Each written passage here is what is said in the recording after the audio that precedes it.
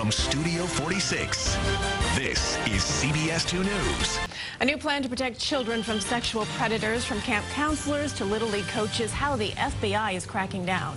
It's almost time for summer camps and other activities where you entrust your child to virtual strangers. In light of a recent massive sexual predator bust, there's new legislation being proposed. CBS 2's Emily Smith has more on how it could better protect your child.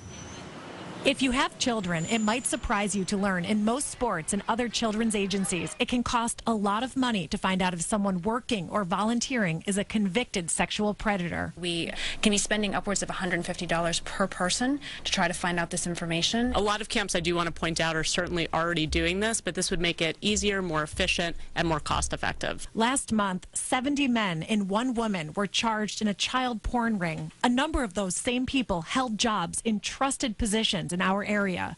This man, a Boy Scout leader and a Little League coach. Another, a rabbi who taught at a Jewish girls' seminary. And that's just one investigation.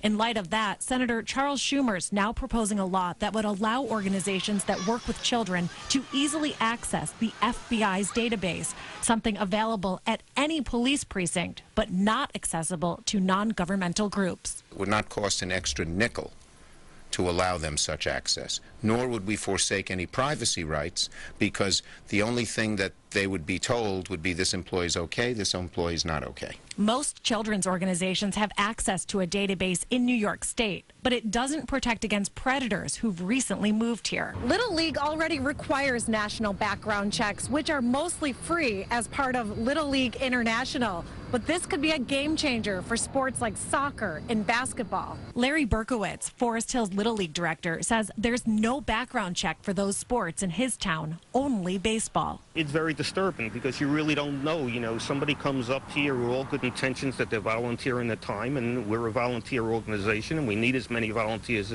as we can get.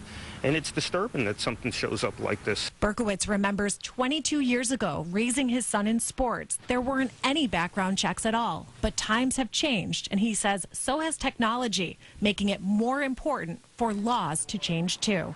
In Queens, Emily Smith, CBS 2 News. To access the database, an organization would call an 800 number directing you to the nearest precinct. Right now, companies spend about $150 using private organizations to gather the information. Under the new law, it would cost $10 a person. A controversial warning